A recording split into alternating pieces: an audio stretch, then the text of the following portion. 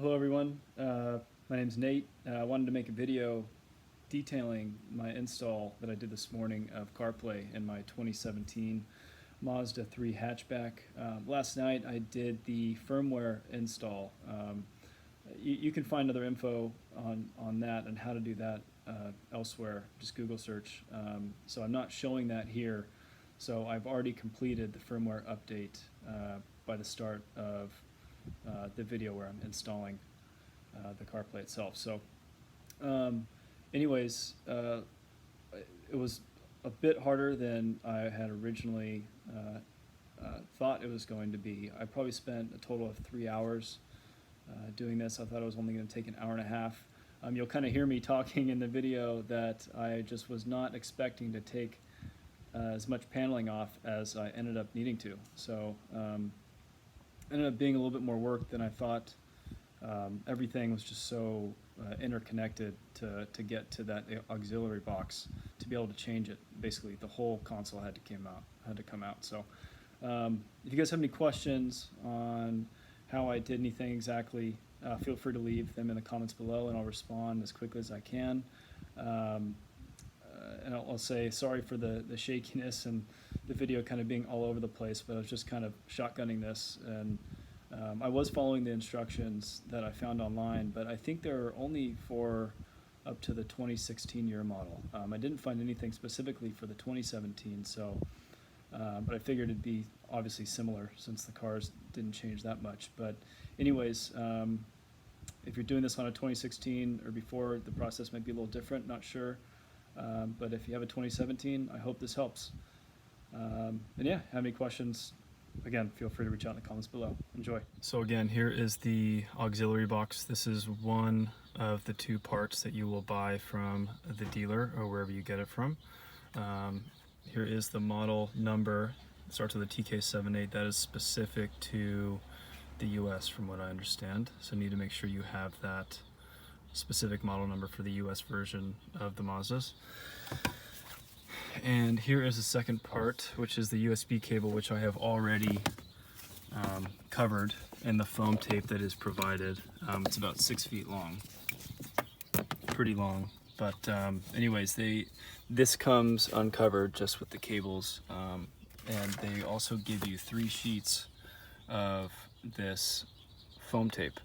So the instructions call for you to cover a good part of the cable with the foam tape, and this is to prevent really any rattling when you're driving around, to kind of dampen any noise, keep things from shaking around. So also here are the tools you're going to need. Calls for a Phillips screwdriver, either a plastic pry tool to get into the panel pieces to pry them away. What I've done is just covered a flathead screwdriver with some janky duct tape to prevent that from scratching the panels. So that is another option if you do not have a legit plastic pry tool. Also calls for some pliers and some cable cutters. So a couple of the things one other thing rather that comes with this USB cable kit, apart from the foam pads, are these zip ties. So you will use these to tie to various parts along where you run the cables through. So the reason they give you wire cutters or ask for wire cutters is to cut off the excess of the zip ties to, I guess, make it a little cleaner. And then of course a socket set, waiting to find my extensions.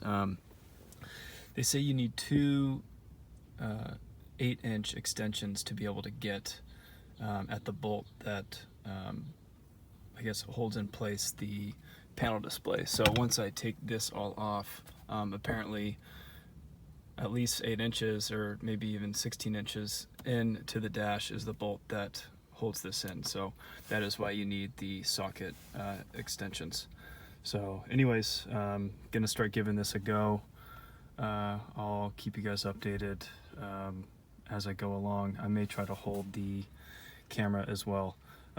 As you can see, I have the manual transmission. I believe that might make a difference in the install process, and also my existing auxiliary box is in the dash basically. Some auxiliary boxes will be in here, and I believe that might be because some people have a CD player here, and if they do, then they move the auxiliary box back here. So this install might be a little less complicated for me because I only have to take off the front panels, to where if your auxiliary box is back here, you're going to have to undo all this to get access to here to run the wiring. So anyways, I'm going to get started. So the first part you're going to take off is the glove box. You can see I've already done that here. It's sitting right over there.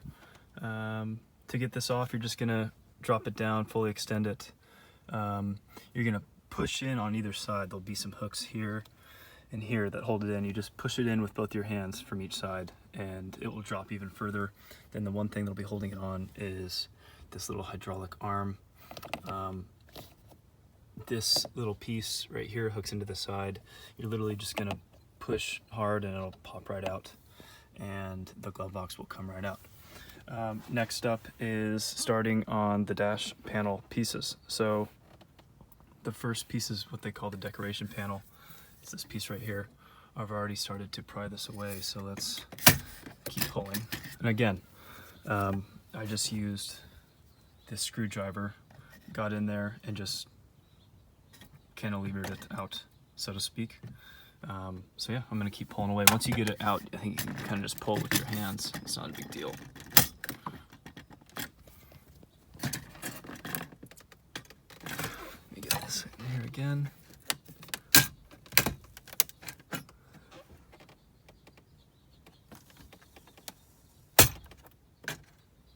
Here it comes. Let's see here, upper panel. I guess this all just kind of comes together. Let's see.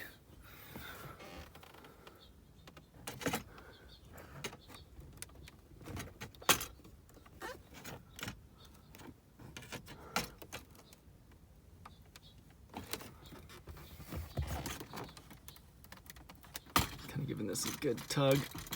It's in there pretty good. Oh, and there it comes. Okay, so now there's supposed to be a piece. You'll see here this connector piece. I'm going to try to do this while holding the camera so you guys can see. But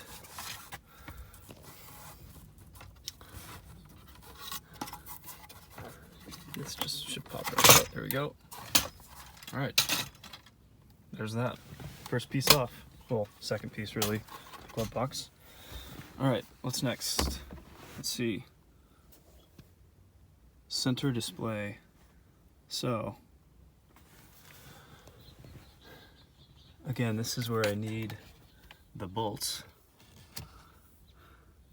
As you can see, there's that one, I believe it's a 10mm socket that I need to get to, so I need to figure this out to be able to get that out. Okay, so update. I know I said I wasn't going to have to remove the paneling back to the back little cargo area where the alternative spot for the auxiliary is, but I indeed have to do that, and I'll tell you why. At least this is for the 2017s, my model. This whole piece right here is connected even onto the other side, and to get to the auxiliary box to be able to pull it out, this whole console box has to come back. So you start by unhooking there. There's some screws on the side there I took out. There's these fastening clips that just pop out, one on either side. The console that needs to come out is actually screwed to the rear console, so I had to undo those. And of course before that I had to take everything off with the shifter knob. And to get the shifter knob off, it's literally just clips. And don't be afraid to apply some force to get the clips out. I guess that's how they're made, but they will pop out. And you know, hopefully you avoid some damage. But anyways, so right now I'm trying to get this center console out. Once I get everything unhinged, it should just pull straight out, so I'll keep you updated. Okay, next update. So I came over to the driver's side.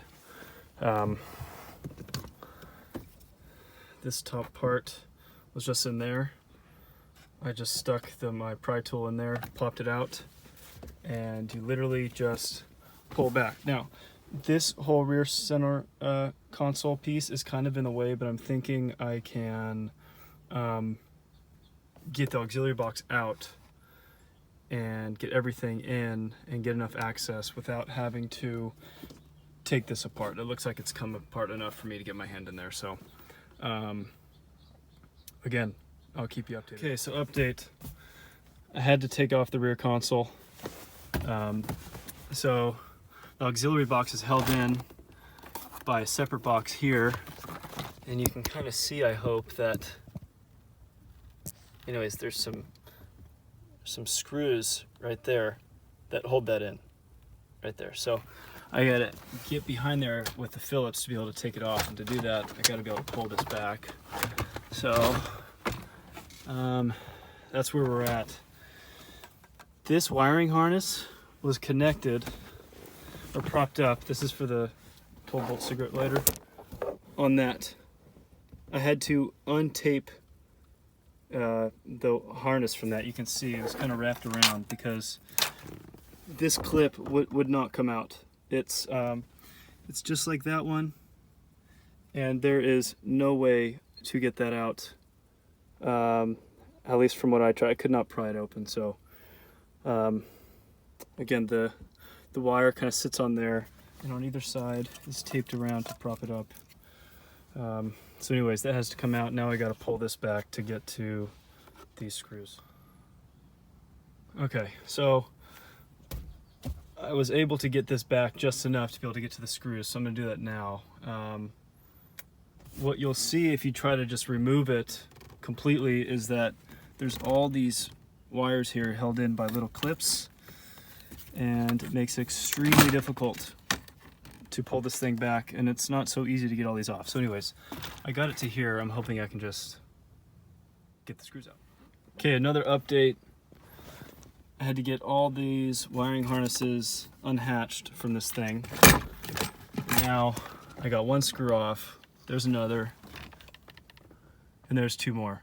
So this whole thing has to come off for you to be able to do this, because or else this box won't come out. So wow, I am 2 hours in to this. I guess there's a reason they didn't draw this up for the 2017s. I don't know. Maybe this is why. But anyways, gonna keep going. Guys, another update.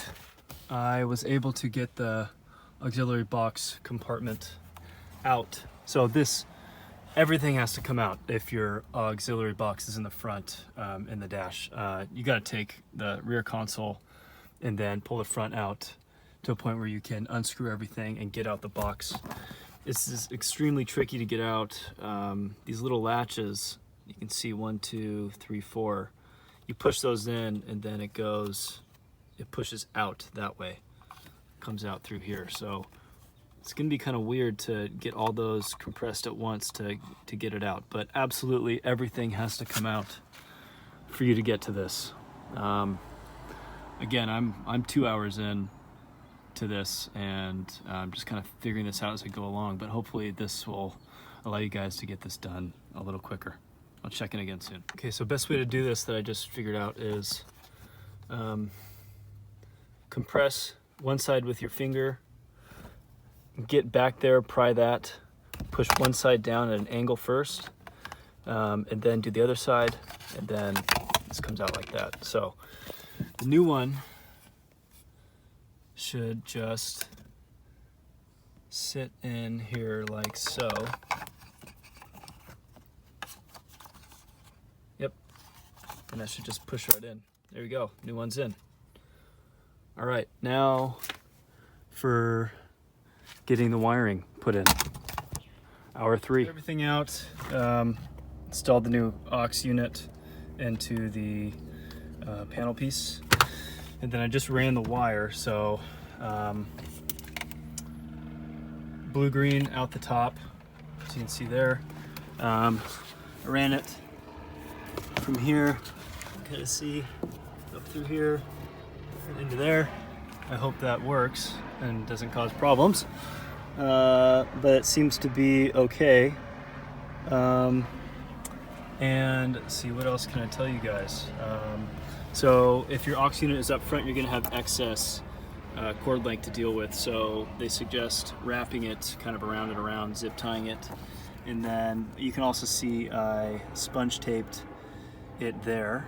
And also the connection you're no longer gonna need, they suggest that you kind of wrap it back to hold it back in place so it doesn't rattle when you're driving. So anyways, now I'm going to put back in this piece into the console there, screw in all the screws, get it back in place, and obviously connect everything and start putting it back together. So here we go. All right, so got the auxiliary unit panel piece connected back in. You can see it's in there.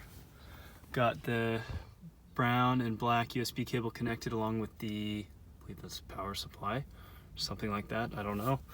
You kind of see, so before I push this in, I left just enough length to have some extension to, you know, to be able to fit once I push it back in. And I put the crumpled up cord just there. So I'm gonna slide this back in.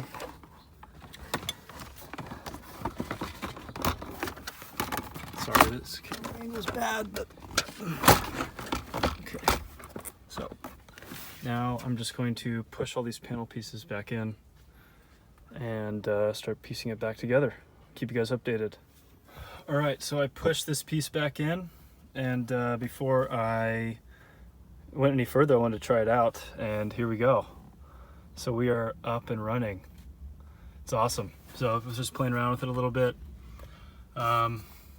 See, there's your home button, Apple Maps. So we're up and running.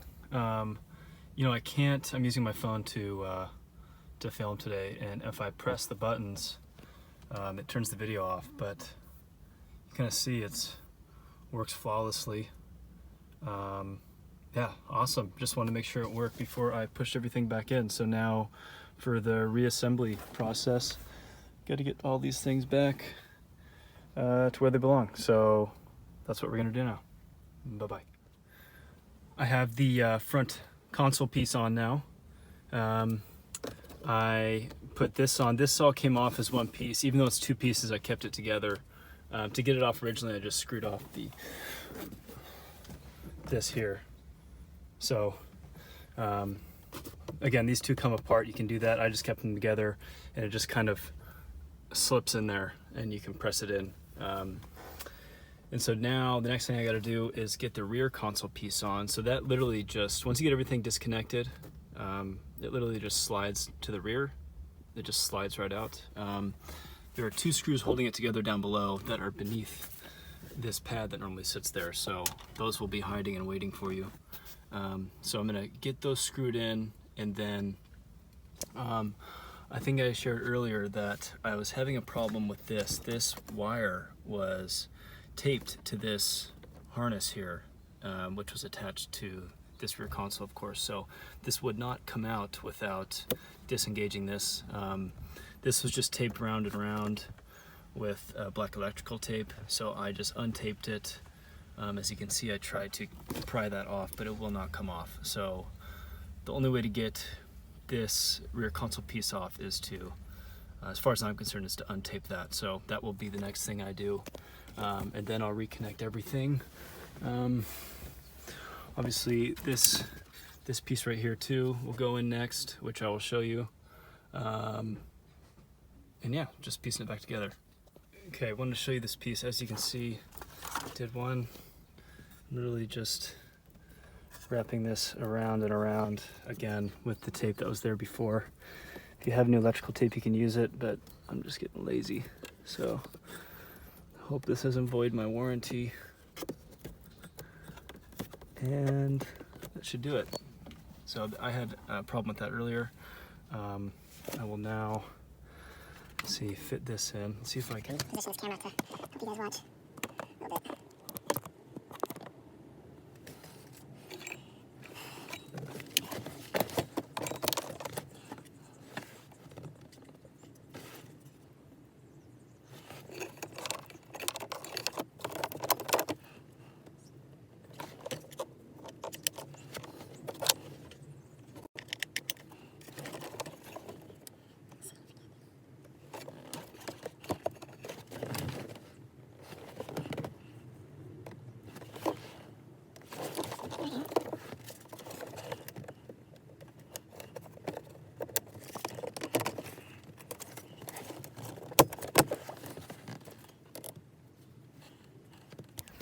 Okay, as you can see, I got that back in place, so don't forget, screw here, screw here, screw here, screw here. Alright guys, so as you can see, everything is nice and put back together after that arduous journey. Bit of a pain in the butt, but got everything connected. So we got the phone plugged into the USB port with the phone icon next to it. Yeah, here we are. So this is my Spotify. Play around with it a little bit, get back to the home screen. There you go. It's working just fine. Yeah, I mean, it's pretty straightforward as CarPlay goes. It's going to operate just like all the other versions of CarPlay, I guess, in other cars. I mean, is what I mean. One thing you can do, you can press Mazda. That'll take you back to the normal screens, the Mazda screens rather. Press home. You can cycle through everything. If you want to get back to CarPlay, just do that. Or you can go to Applications, CarPlay, take you back. The phone, or at least all the texting is done through Siri. So I'll show you. Press this button here for Siri. Text mom. What do you want to say? Hi mom, I just installed CarPlay. Your message to mom says I'm on my just installed CarPlay. Ready to send it? No. Okay. So there you go, there's a little example. You can obviously use that to search music, but I think only for Apple Music, and of course make phone calls. Yeah, overall just a really cool system. I'm happy to have it. It was well worth it. Let's see, a podcast here and whatnot, yada yada. So there's just a brief overview of how it works. If you have any questions, let me know.